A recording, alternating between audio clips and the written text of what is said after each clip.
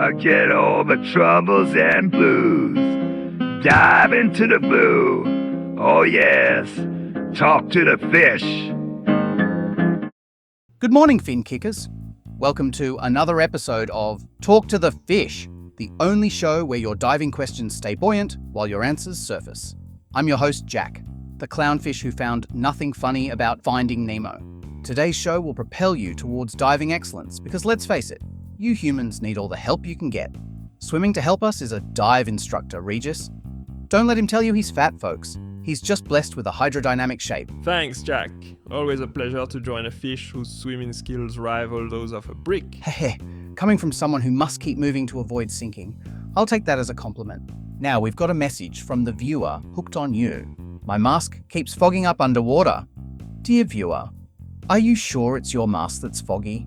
Those cocktails might have something to do with your cloudy vision. Ah yes, the eternal mass fog saga. Some traditions just refuse to die. Regis, my sharp friend, what makes our masks get all misty underwater? Well, Jack, many reasons for that, and it's why divers are so confused. First, the warm air in the mask meets the lens cooled by the water, and boom, that instant fog show. Yeah, when our mask gets toasty from the sun or from our face hit, that first plunge into the water is basically an invitation for fog to move in. And let's talk about those factory residues. When they make the masks, the hot silicone skirt is molded around the lens, leaving invisible particles that love to collect moisture. But it's not visible to the naked eye, right? Exactly what makes it so tricky. These microscopic residues attract water droplets more eagerly than a cleaner shrimp attracts clients. And don't forget the oils on fingers. They create spots that attracts the fog. Speaking of spots, what about those on dirty masks? That's our next reasons for the fogging. When your mask resembles the bottom of the reef, those tiny particles become 5-star hotel for fog droplets. And some divers are so fed up about it, they end skipping the defogging solution altogether. That's as foolish as a fish trying to breathe air. Without proper defogging, you might as well wear a coral on your face. Now, here's a classic. Using saliva as defog. What's the catch with that? It's a good solution, but you have to rinse your masks from time to time. The saliva leaves tiny organic particles on your lens. These microscopic leftovers become perfect landing spots for the fog. You know what really gets my gills?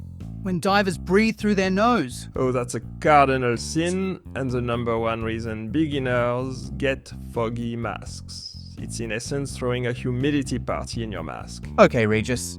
Now it's time to help me not to be a blind octopus stumbling through ink clouds anymore. But I've got 9 tips before you dive into another reef. 9? That's a lot to process. Trust me, even your limited clownfish brain can handle this. Hey, First, you need to give that mask a deep scrub with toothpaste. It will remove those pesky manufacturing residues. better compared to my usual sand rubbing technique? Yes, I'm quite sure. And there's a burning method, where with a lighter we gently burn the silicone particles on the glass. This is a very effective solution, but be careful not to burn the skirt of the mask. Consider these defogging tricks your mask's initiation ritual. Perform them on every new mask before it even touches water. Now you can invest in proper defogging solution. It's specifically designed for underwater clarity. And there is the good old spit technique, practically sacred in diving history. But considering your aim, Jack, you might want to practice that on land first. Wait, you're telling me my saliva is the secret? That explains why you sharks always have such crystal clear vision. All those teeth to generate extra spit. A cheap and hygienic alternative, the baby shampoo. It works brilliantly. Just a tiny drop, and not the usual emptying the bottle approach. And don't forget to warm water rinse before diving. It prevents temperature shock. By matching mask and water temperature, we avoid that pesky condensation. Although I must admit, those unexpected temperature shocks did improve my backward swimming speed. As we said earlier, breathe through your mouth. Your nose is strictly for looking handsome. Exhaling through the nose increases humidity inside the mask. Just remember, folks, nose breathing equals humidity, mouth breathing equals clarity. Simple physics, complex coordination. Another tip, store your mask properly. A clean, dry case is the way to go. Yes, away from dust and scratches. It's even better for your mask. And finally, keep those fins of you off the lens after cleaning. Oils are fog's best friend, and we know how oily your fins get from all that anemone cuddling. At least my anemone cuddling keeps things colorful, unlike your endless parade of gray.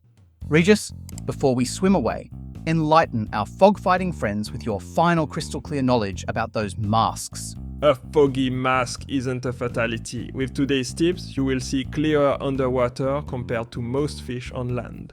That's all for today, folks. I know some of you thought this episode was a bit murky.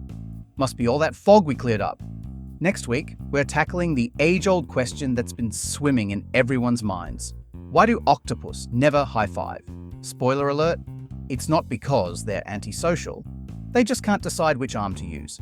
Until then, keep diving into adventure. And remember to make more bubbles. They're nature's way of saying blah blah blah, but prettier. This is Jack, signing off from Talk to the Fish, where we're always schools ahead of the competition. Forget all the troubles and blues. Dive into the blue. Oh yes, talk to the fish.